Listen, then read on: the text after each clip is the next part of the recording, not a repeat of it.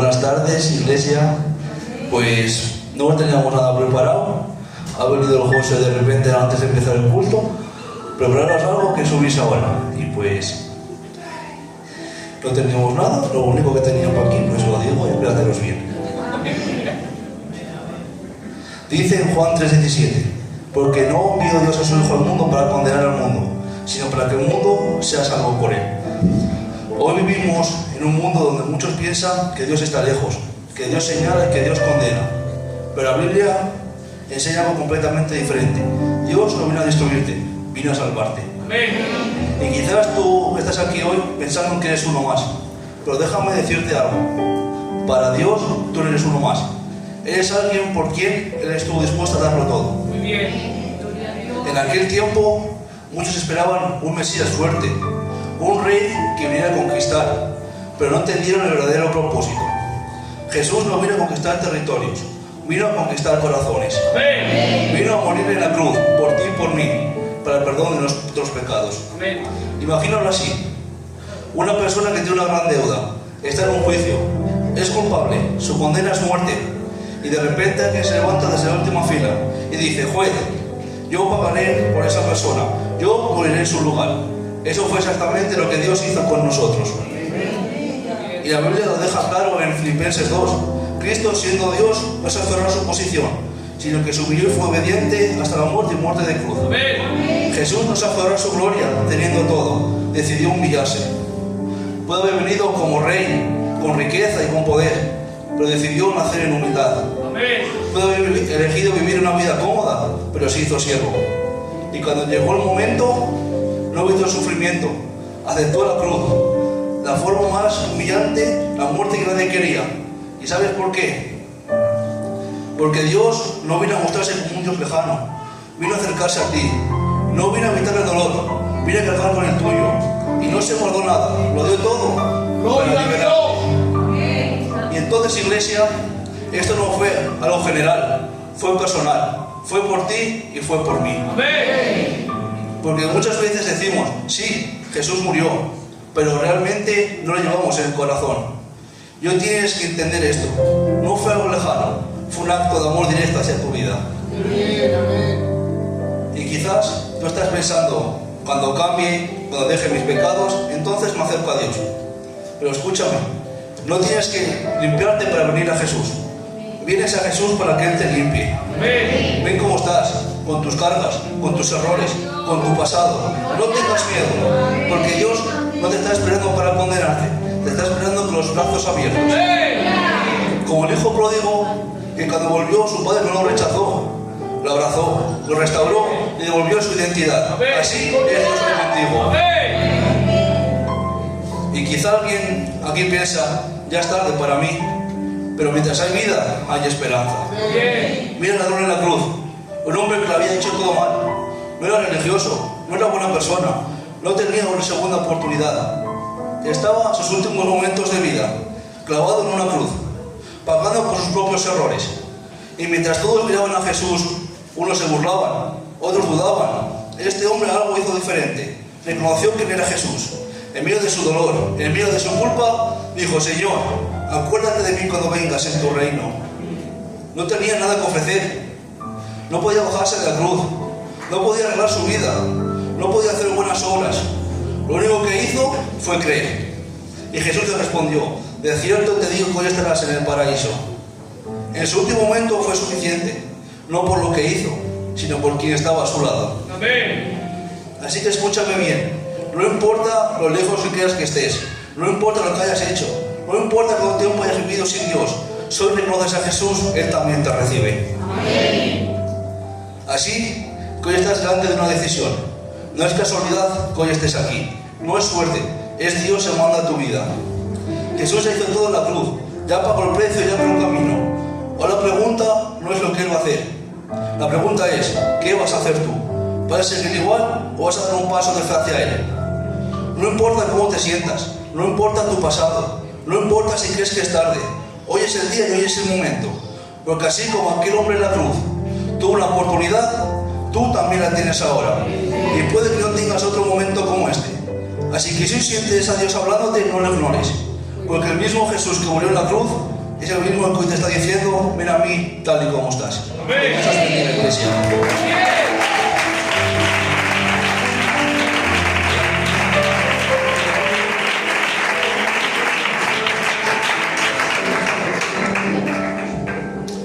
Gloria a Dios.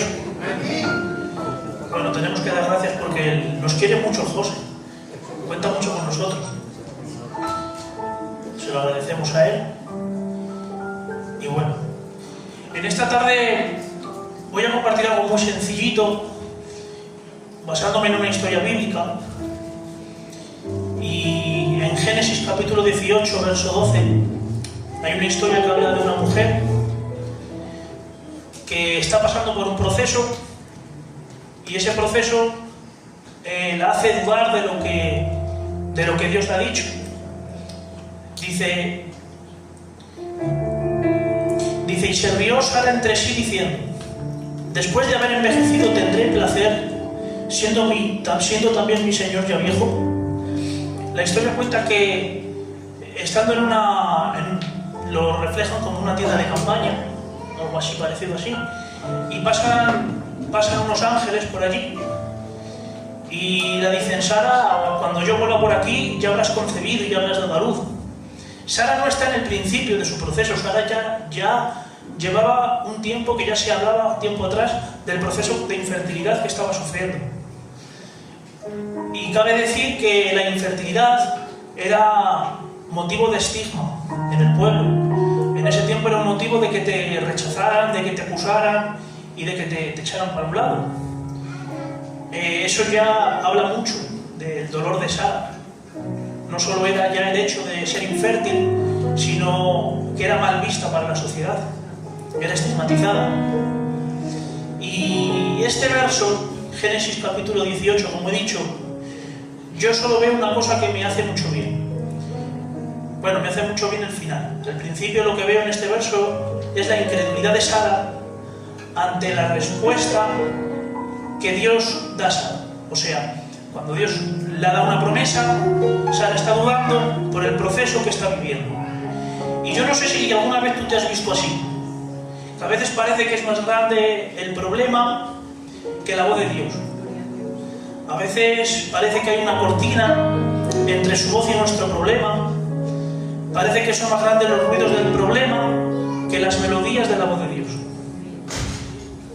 Y yo me hacía una pregunta y me decía: Joel, si tú pues llevas toda la vida en el Evangelio, valga la redundancia, has nacido en una casa cristiana, ¿cómo es que en tus malos momentos Dios te habla y haces más caso al problema? Y haces más caso a tu mala situación. Y Dios me ha regalado esta frase, pastor: es que en los momentos de aflicción todos tenemos una Sara dentro de nosotros que parece inerte ante los problemas, En los momentos de aflicción todos tenemos una Sara dentro de nosotros que parece inerte ante las promesas de Dios. ¿Cuántas veces no nos ha pasado que estamos en medio de una circunstancia difícil? Estamos en la iglesia, viene un predicador, lanza una palabra, nos sentimos reflejados, vamos a casa, meditamos y decimos: pues si es que me ha hablado el Señor en este culto, a través de este hombre. Porque dicho sea de paso, somos muy sensibles cuando escuchamos una palabra bonita. Pero en el momento que viene, sal de tu tierra, como le dijo Abraham, entonces ahí es cuando ya nos cuestionamos las cosas. Es muy fácil escuchar una palabra bonita, adornada, que nos hace bien.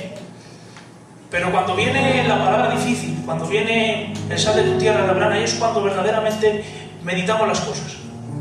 Por eso esta frase que a mí me encanta: las risas de Sara en medio de su proceso nos revelan que nunca será más grande nuestra incredulidad que su trato. Nunca será más grande. La voz de Dios nunca va a ser más pequeña que nuestra incredulidad. Aunque parezca que hay una nube o hay una cortina de humo, que parece que dudamos, pero la voz de Dios siempre es más grande que nuestro problema. Siempre es más grande que nuestro problema. Y por eso tengo una buena noticia, iglesia, y es que Dios no se mueve en base a tu incredulidad. Dios no se mueve en base a tu naturaleza, a tu ignorancia. Dios se mueve en base a su gracia, a su misericordia y a su naturaleza divina. Por eso hay un verso que me encanta que dice: Génesis 18:14, que aquí es la respuesta de Dios a Sara. Dice: ¿hay para Dios alguna cosa difícil? Al tiempo señalado volveré, y según el tiempo de la vida Sara tendrá un hijo. Dios no se está moviendo ni la está contestando en base a lo que Sara ha dicho, en base a su duda, en base a su ignorancia. Dios está contestando en base a su naturaleza. Y es que tengo que decir, Iglesia de Aranda, que a Dios no se le resisten tus problemas, a Dios no se le resisten tus procesos, a Dios no se le resisten tus malos momentos. No hay nada difícil para Él. Y tengo que terminar de una forma que yo creo que es la mejor forma, y es cómo termina esta historia. Dice Génesis capítulo 21: visitó Jehová a Sara como había dicho, e hizo Jehová con Sara como había hablado. Y Sara concibió y dio a Abraham un hijo en su vejez, en el tiempo que Dios le había dicho. Y llamó a Abraham el nombre de su hijo que le nació, que le dio a luz, Isaac. ¿Sabe qué significa Isaac? Gozo, felicidad, esperanza. Por eso, Iglesia de Aranda, termino de esta forma: escucha la voz de Dios, deja a un lado tu incredulidad, permite a Dios obrar en medio de tu proceso y permítele a Dios hacerte sonreír. Isaías 41, verso 10: no tengas miedo porque yo estoy contigo, no te desalientes porque yo soy tu Dios, te daré fuerza, te ayudaré, te sostendré con mi mano derecha. Que Dios les bendiga mucho.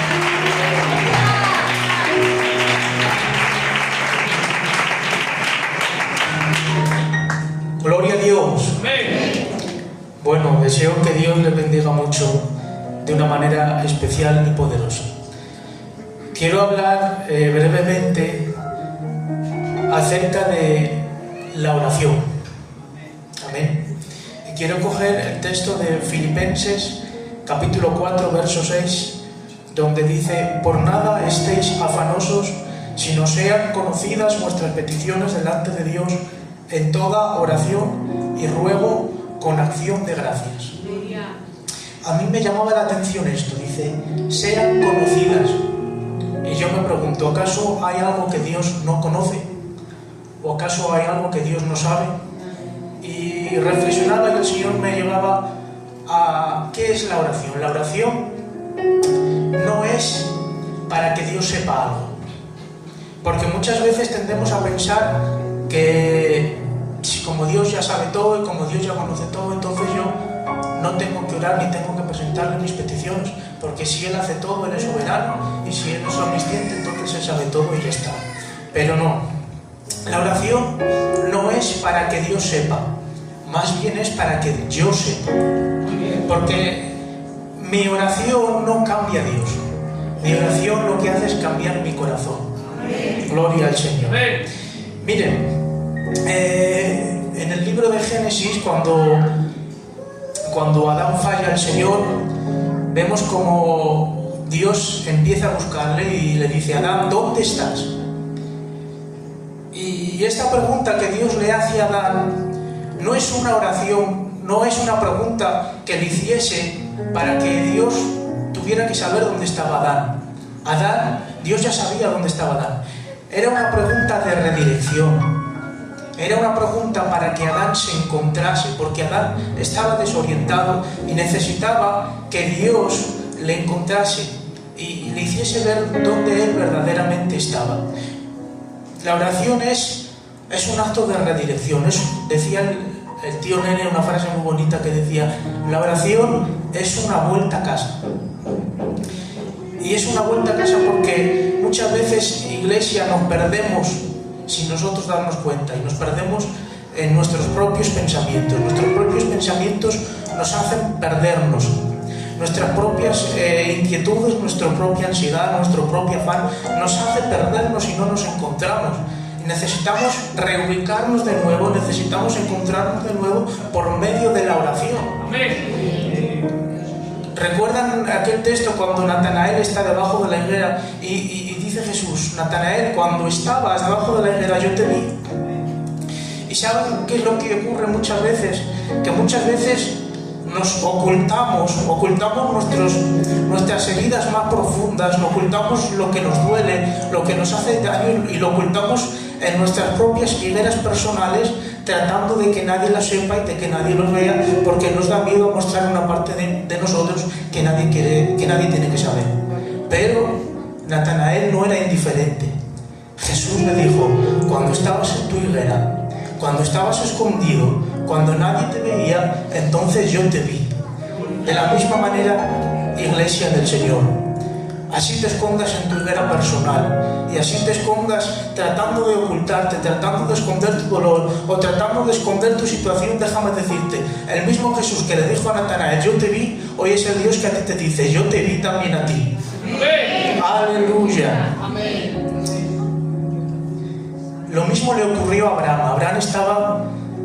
Abraham vino de una batalla muy dura, que era recuperar a su sobrino Lot, y después de recuperar a Lot y de alcanzar el botín de la guerra y de salir victorioso, ahora está dentro de su tienda personal con un conflicto muy difícil, con un conflicto para él muy doloroso y muy costoso.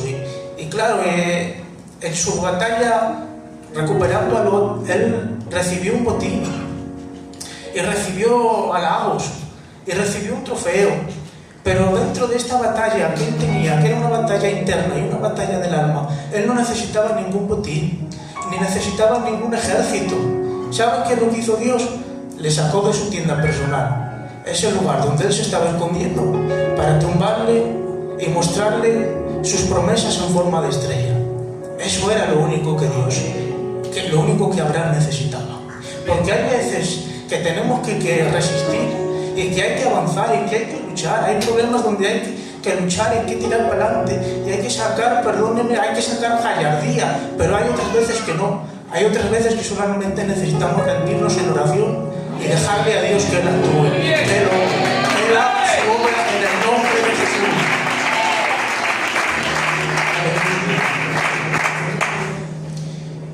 Y por último me acuerdo de la mujer samaritana, esta conversación que esta mujer tuvo con Jesús. Cuando yo leía este texto, a mí el Señor me quebrantaba y me hacía bien. Lo primero que ocurre en esta oración es que esta conversación de la samaritana con Jesús, en esta conversación se rompieron muchos prejuicios. Porque cuando va Jesús a pedirle agua, le dice la samaritana a Jesús, en otra versión que yo leí, decía: ¿cómo tú siendo mujer y cómo tú siendo hombre judío me pides agua a mí que soy mujer y samaritana? Ahí había dos prejuicios. Uno, que un hombre y una mujer no se podían hablar, y dos, que judíos y samaritanos no se llevaban. Pero en esta conversación Jesús rompió esos dos prejuicios, porque la oración rompe prejuicios. A veces vamos a la oración con prejuicios y vamos a la oración creyendo que porque yo soy pecador y Él es tan santo, entonces Él no me puede recibir, y creyendo tantas cosas que en verdad son prejuicios. Pero la oración viene a romper nuestros prejuicios. La oración viene a decir: donde tú no puedes, yo puedo. Donde tú no estás capacitado, yo estoy contigo para capacitarte. Porque la oración eso es lo que hace. La oración rompe prejuicios. En el nombre de Jesús. Lo segundo que vemos en esta oración, en esta conversación personal, vemos como la mujer samaritana viene buscando saciar su sed física, y Jesús la revela una sed más profunda y un anhelo más profundo que ella tenía, que ella necesitaba, algo más profundo que ella necesitaba, porque ella fue buscando agua física y Jesús la acabó revelando una sed del alma. Porque a veces vamos a la oración creyendo que necesitamos algo. ¿No pasa? Creyendo que necesitamos algo. La mujer samaritana creía que necesitaba agua física, pero se dio cuenta que necesitaba a Jesús. Nos pasa también la del cojo en la puerta de la hermosa. Creemos que solamente necesitamos limosna y en verdad lo que necesitamos es a Jesús. Pues eso es lo que pasa por medio de la oración. A veces creemos que necesitamos algo, pero luego Dios nos revela necesidades más profundas, vacíos más profundos que necesitan ser tratados. Gloria al Señor. Y por último, cuando esta mujer ya se va, me llama la atención un detalle con el que quiero terminar. Dice que la mujer dejó el cántaro de agua y se fue a anunciar a los samaritanos que Jesús era el Mesías. Y yo me preguntaba, ¿por qué dejó el cántaro? Dejó el cántaro porque entendió que su sed más profunda había sido saciada. Había encontrado el agua que salta para vida eterna. Lo que antes era su prioridad quedó en un segundo plano. ¿Por qué? porque ahora tenía otro cántaro espiritual.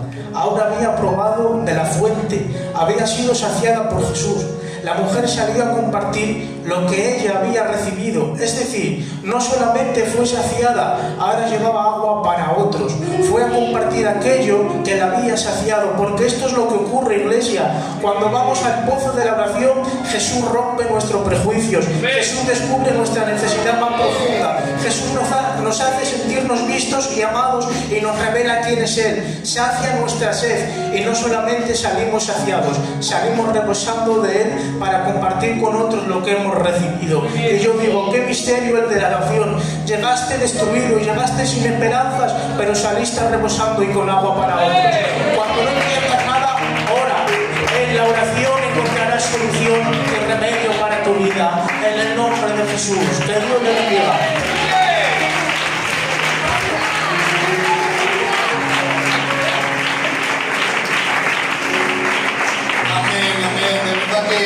Que da alegría escuchar a estos jóvenes. Gloria al Señor. Hombre, Nacho, cuando se ha mandado subir es porque nosotros llevamos, ya no estoy con los jóvenes, los he dejado ya, llevo mi tiempo, pero sí que hemos hecho muchos cultos de ensayos y está con ellos estudiando la palabra. Y estudiamos, y les dije, estamos preparados para cuando el pastor os mande, que os va a utilizar. Y he estudiado con ellos un tema de evangelización, estudiamos el tema de la oración, estudiamos también del Espíritu Santo. Una vez estudiamos los 10 mandamientos. Quiero decirles que tienen material y decirles al pastor que cuando les quiera usar, que les use, porque tienen material en el nombre del Señor. Amén. De verdad que me dan envidia sana. Amén. Que Dios bendiga a nuestros jóvenes en el nombre del Señor. Un fuerte aplauso para Dios y el pastor por nosotros.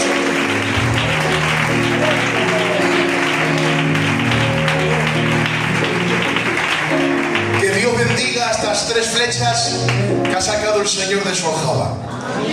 Pero es que yo sé que uno lo está pasando muy mal y no quiero que se vaya a casa mal. Pásame aquí, pasa. No vas a pasar mala noche, no me voy a permitir que pases mala noche. Que Dios bendiga al Dani. Que Dios bendiga al Nacho. Joel, me has hecho bien. Me has hecho mucho bien, Joel, también. 2 minutos, ¿eh? ¿Te apañas o no te apañas? Sí.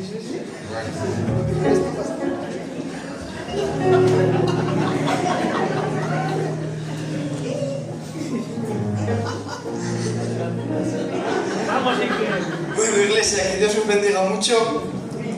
Me ha pillado el pastor, la verdad. Y a mí el Señor me hacía bien con un texto muy conocido, que es Salmos 4:8. En paz me acostaré y asimismo dormiré, porque solo tú, Jehová, me haces vivir confiado. Aquí David lo está escribiendo en medio de una situación difícil. Se encontraba con angustia y presión. Voy a pasar de punto porque no puedo liar mucho.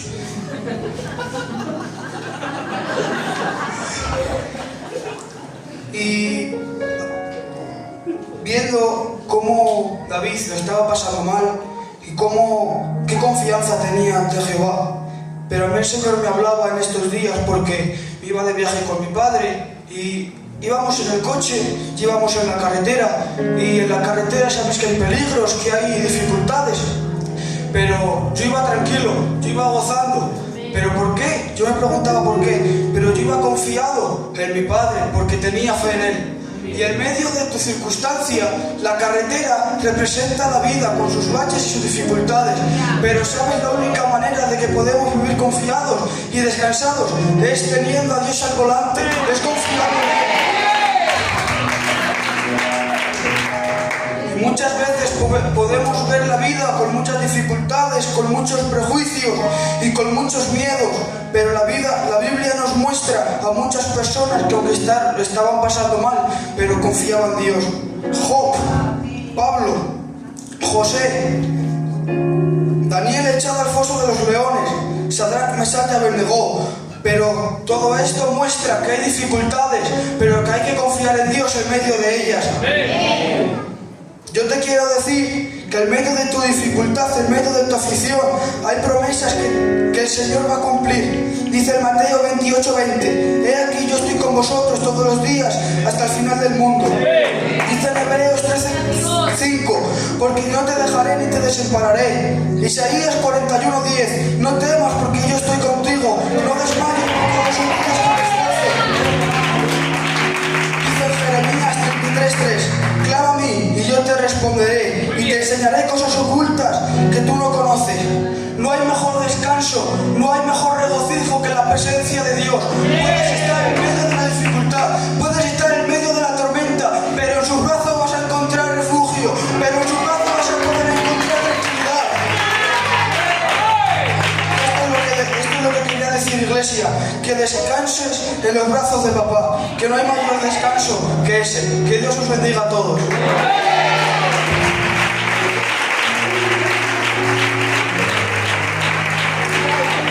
Que Dios les bendiga poderosamente. Consejo tuyo es urgente, me hace falta. Padre, yo lo necesito, pero es de suma importancia.